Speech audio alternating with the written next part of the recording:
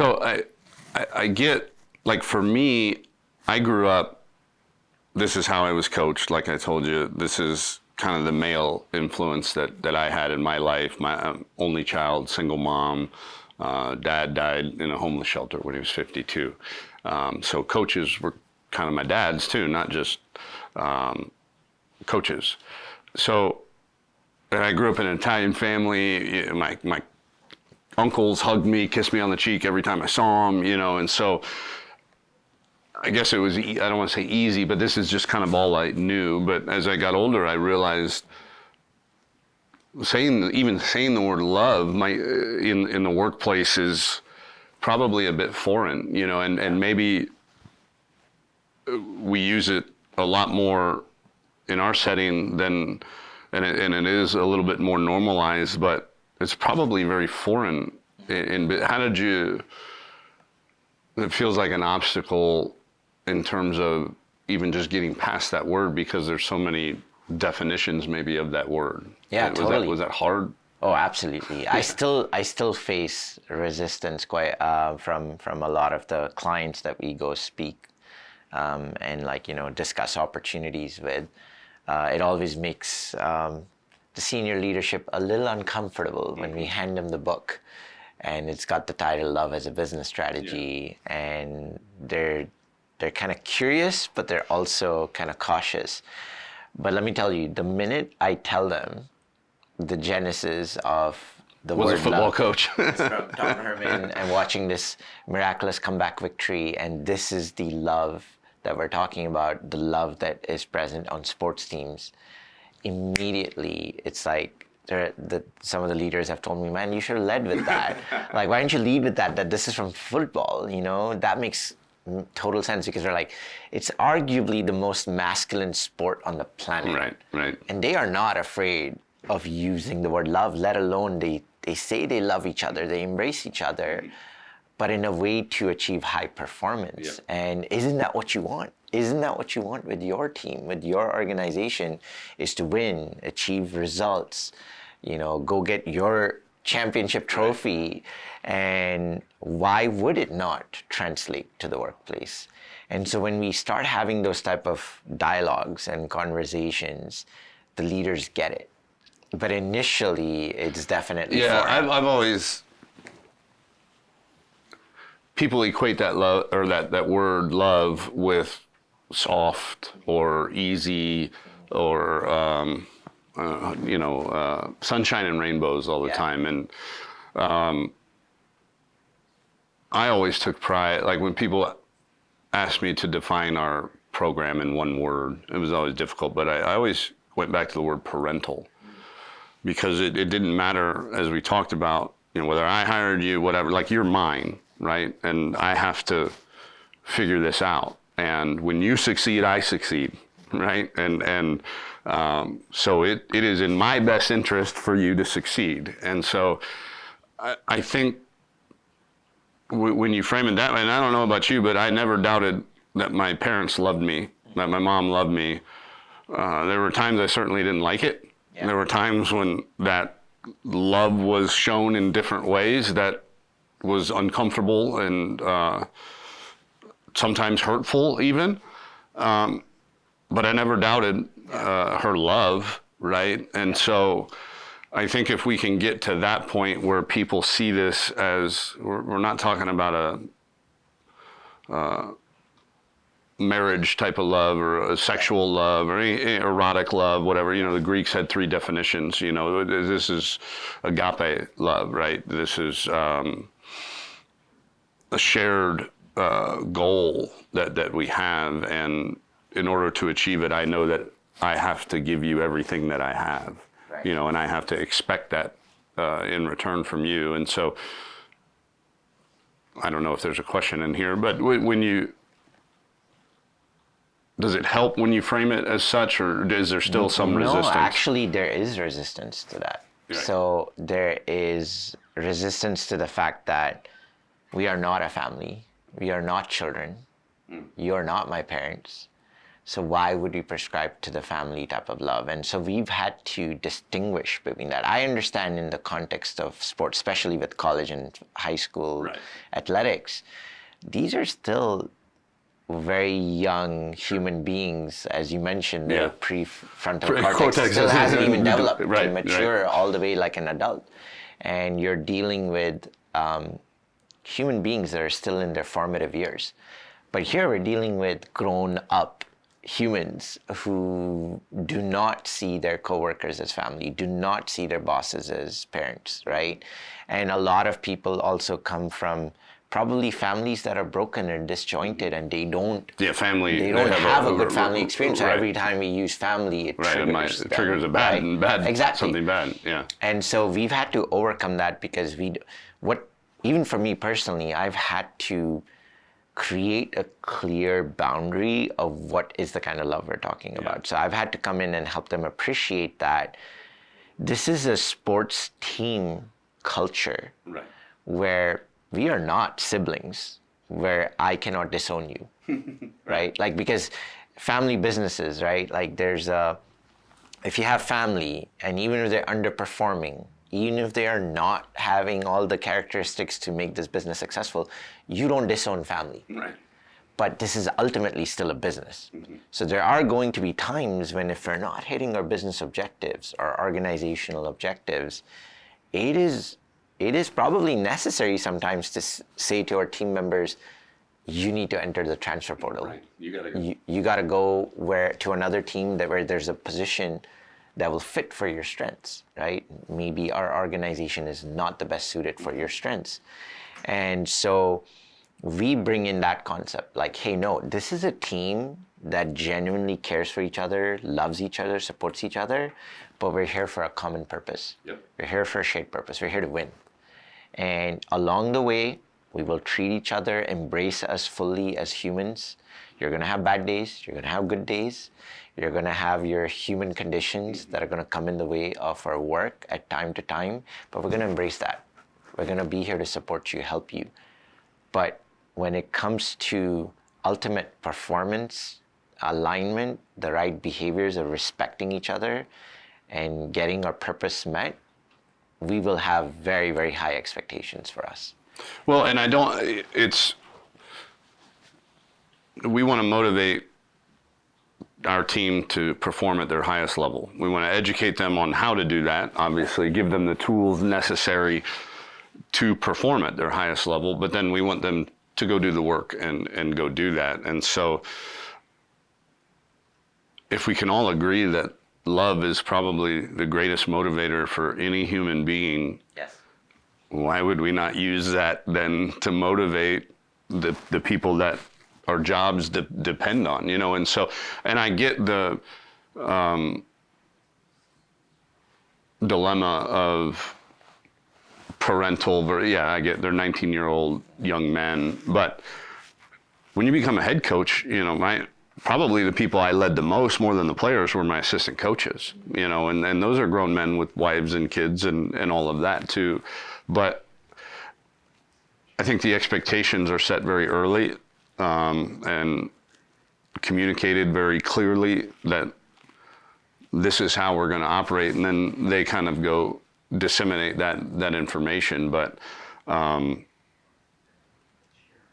you're dealing with so many, and I think it's important, though, on the front end as much as you can, that they know what they signed up for, too, and that they're not surprised when certain things happen maybe a little bit differently in this organization than others.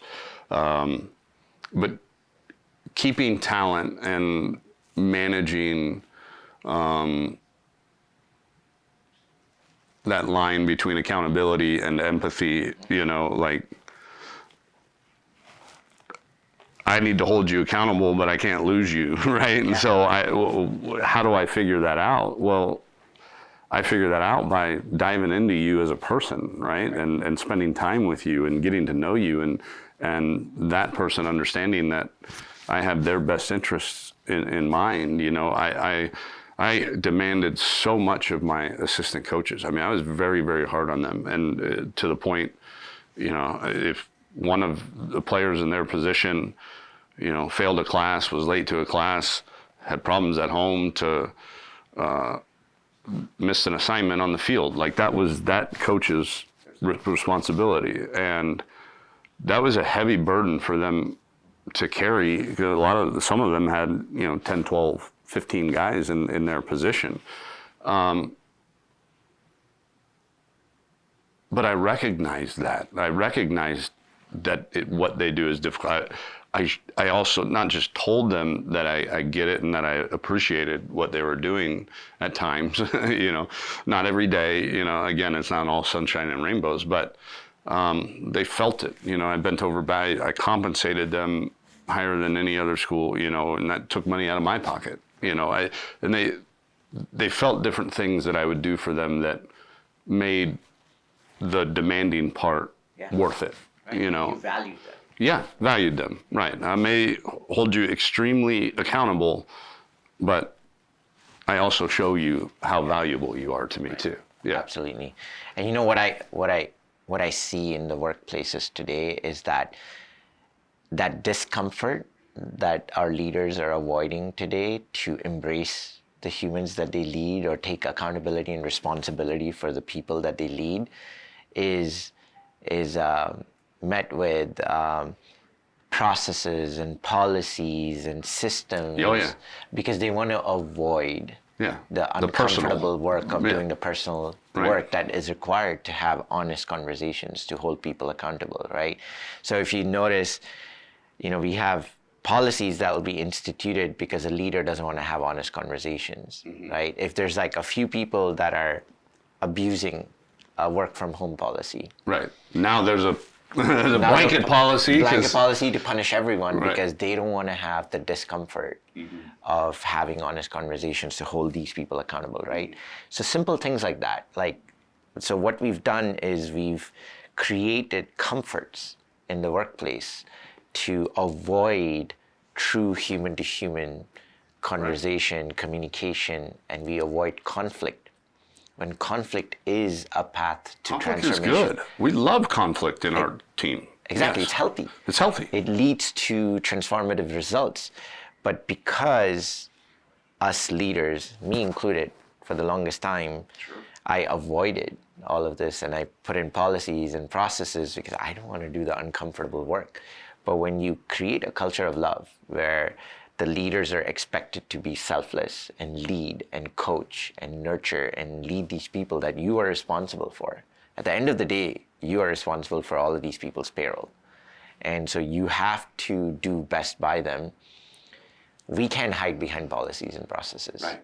But love actually unlocks our ability to have honest conversations, which creates efficiency, and an empathy that unlocks effectiveness. Yes.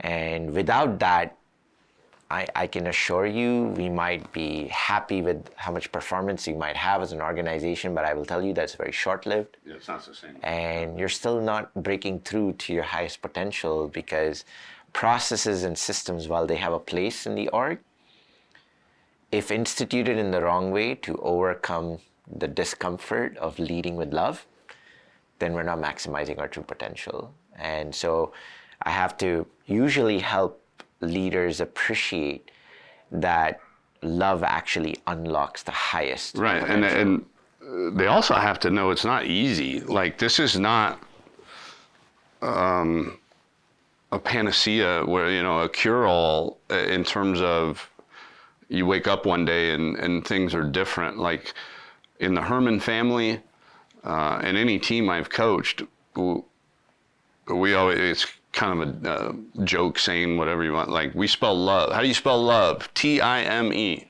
right? Time. Yeah. The only way. So as a leader, it might be maybe a little less time with your family, maybe a little less time on the golf course, maybe a little less time at the restaurant after work, right? I mean, what we're talking about takes time and an investment in these people and them as humans, and there's only 24 hours in the day, so I don't want to give the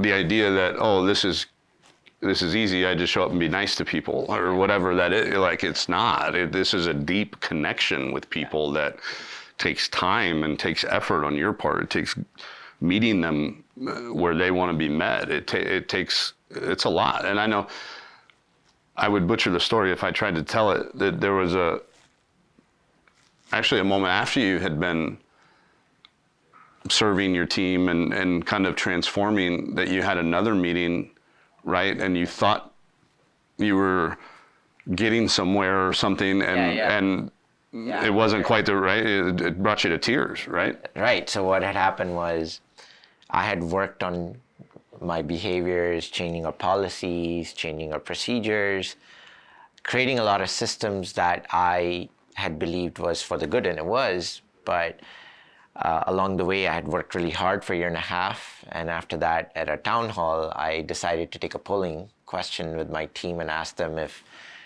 trust had improved between them and I, to raise their hand. And to my surprise, Coach, only 2 people out of 100 plus people raised their hand. A year and a half of putting all this work, it didn't matter. Because what I had forgotten to do, or rather my ego was stopping me in the way, was that I eventually needed to do this, and I did it, which was I needed to apologize. I needed to apologize for all of my past behaviors that I hurt our team. I needed to apologize for all of the policies that I had instituted that I helped them and their families. So I eventually did that, and that, in that moment, I obviously broke down in tears as well, because it was a really, really hard thing for me to do, and that's uncomfortable. Yeah. That is the discomfort that leaders need to understand, that if you want to lead with love, you are going to have to do the uncomfortable things, and you're going to have to be vulnerable. Yeah, and you got to open. They're going to see you as a real human being, not the boss that maybe you want to be seen as, right? And being perfect. Imperfect, Yes, correct. Yeah. Right. And the funny thing is, like, what I notice is vulnerability scares a lot of leaders, leaders in the workplace. But the simplest thing is, we're not talking about sharing your deepest, darkest secrets. No. We're simply talking about being able to say, you know what, I messed up. Yeah. I apologize, or I need help even. Or that that Sally's kid is sick, and that's why she was late this morning, and that's right. Different than the guy who shows up late 3 days in a row. That's right. Like you have some awareness, because a little bit about the life and what your team is going through outside of the walls of your organization too. That's true. Like getting to know your teammates just beyond the surface layer, right? And so it's you don't have anybody that works here named Sally, do you? No, I don't. Good. Okay, God. good. But ultimately, that's all we're talking about. And yet, I've noticed, even for me, it was incredibly hard to be able to say, I'm sorry. Yeah. And so that courage, that discomfort is what's needed. And the other thing that I've noticed is that a lot of leaders are consumed with this concept of busyness. And I believe the busyness has become the new comfort. It's just a way to avoid discomfort. Hey, can we have one-on-one? No, I'm too busy. Hey, can we go have dinner together? No, I'm too busy. Hey, can we do this? XYZ. Well, it has to be a priority for the leaders, or else it just becomes another thing that you're too busy for. Right. Right. But it's not even a priority, right? They know it's a priority. They just don't want to have the courage to do the work. So busyness becomes the easiest excuse to get out of discomfort. And so when you're leading with love, busyness is not an excuse. Right. Busyness is not allowed. Right. You are a leader. Right. You have to do the hard work. You get paid big bucks if you're going to be leading an organization at whatever senior levels. Right.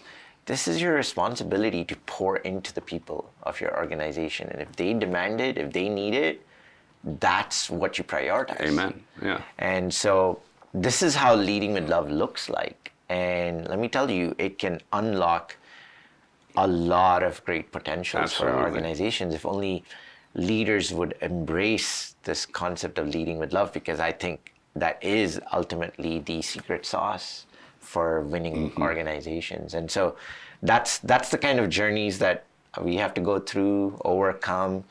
But thanks to you, thanks to all of the learnings from you and all of the other journeys that we've had, we were able to encapsulate it into our books, build a framework around it. And the coolest thing, Tom, is that we're still living it. I know. We're not done.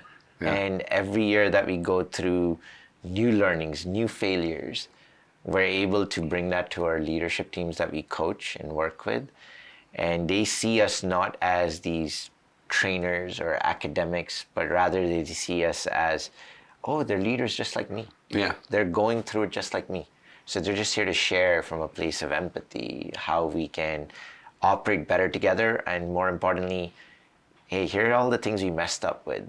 Just make sure you don't do it. You know, so that's been the success, and I think that's been really helping us propagate our mission to the world.